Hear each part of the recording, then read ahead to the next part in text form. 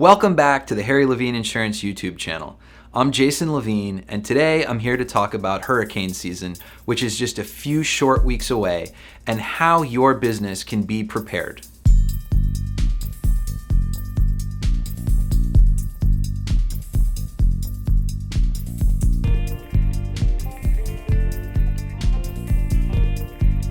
Hurricane season is a normal part of life in Florida, and most people don't even think of it. However, it is critical that just like when you think about how to stock up things like canned food, batteries for flashlights, bottled water, and other essentials at home, it's important that your business be prepared as well. So what does that mean? What does that look like? Well, one of the biggest things is to make sure that your property is secure and that you have an inventory of it. One of the biggest things that can happen during a hurricane loss is damage to property, often by wind-driven rain. So if you know all of your equipment and have it cataloged and approximate values, that's a fantastic thing.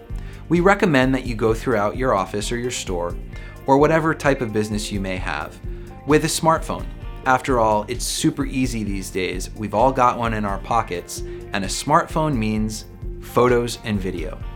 Touring your business and making sure that you take photos of high value property as well as furnishings is critical. That means things like computers, desks, and other items that we like to say jokingly, but it really illustrates it for people. If someone picked your office building up, took the roof off, and turned the building upside down and shook it, what would fall out? Those are the kinds of things we're looking for. And of course, if you're a building owner, it's critical that your building be insured properly as well. It's very important to make sure that decorative items as well be accounted for. You may have a very expensive vase, a painting, sports memorabilia hung on a wall or something like that. And the best thing you can do is know exactly what's in your office so that if the worst is to occur and you do suffer hurricane damage, you're able to speak with an adjuster about what has been lost and what needs to be replaced. Hurricanes affect businesses in Florida in a tremendous number of ways. Not only do they pose a physical threat to businesses' locations and property, but they also pose a threat to the continuity of the business, even if it's only on a temporary basis. One of the biggest things we saw coming out of the storm seasons of 2017 and 2019 were business interruption claims. Unfortunately, too many business owners do not understand how their business interruption coverage works. It is extremely important that both your agent approaches you to have a discussion about business interruption coverage, but also that you make sure to read it as a business owner and to go back to your agent and make sure that you have a full understanding. The problem that became so common during the 2017 storm season was something we call off-premises power failure. Numerous businesses were unable to operate because a transformer had blown on a power pole 3 miles away.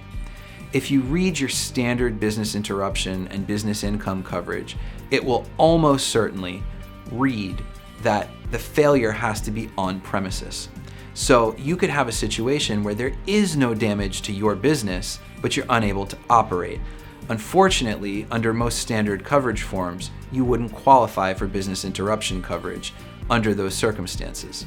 There's also typically a 72-hour waiting period on business income and interruption, which left a lot of business owners who didn't understand the policy form very, very upset when they were able to open after 4 or 5 days and realized they only qualified for 1 or 2 days worth of coverage. So the big takeaways there are make sure that you have a conversation with your independent insurance agent about business interruption and income coverage. Make sure that your policy is properly endorsed to include off-premises causes of loss. It's very important for brick and mortar business locations to protect their assets. The best way to do that is to batten down the hatches, meaning if you're able, make sure that you have access to hurricane shutters that can be put up or even plywood. And please, please, don't fall for the old wives' tale that duct tape on the windows is going to do anything. It's not. So another important thing you could do is have a safe deposit box at your local bank or even a portable lockbox that you could put very, very important documents or property in. That would fit, of course. In that case, you could actually take those things with you, not having to leave them behind and risk the wrath of the storm. It's also important that you have a copy of your policy available to you. That doesn't necessarily mean a printed copy, although we actually do recommend one. And that's because if communications lines fail, that can last for days, and having a print copy of your policy can provide you with the information you need to get a claim started and get back on your feet as quickly as possible. Of course, electronic copies are wonderful. They can be saved on a smartphone, they can be accessed on the cloud, but just remember, that requires both electricity and internet service, which you may not always have in the aftermath of a hurricane, including for up to 7 to 10 days or even longer.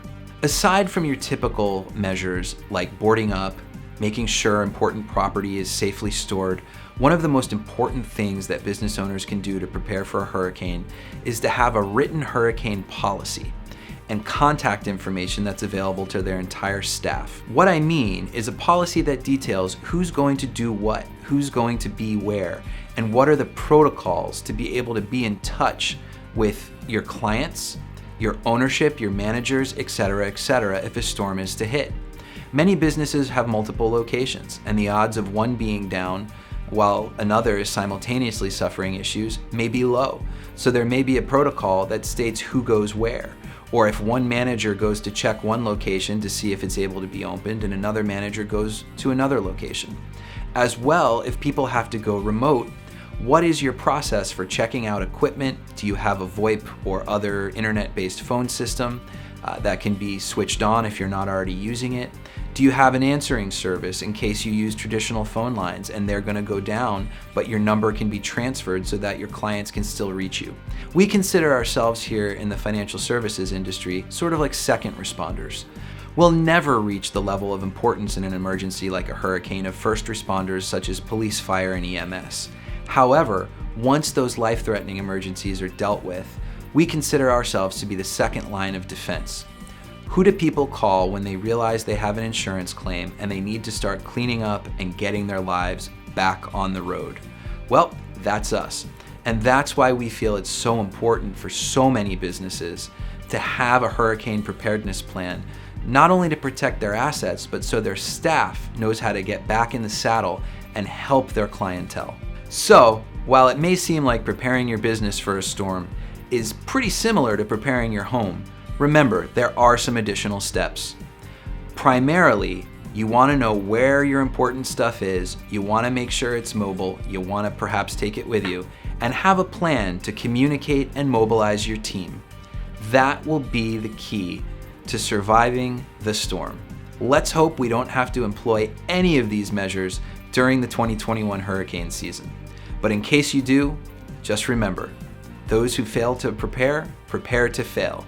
So make sure you've got a plan ready to go. Thanks for watching today, and don't forget to subscribe to the Harry Levine YouTube channel. Stay tuned for some additional fantastic content.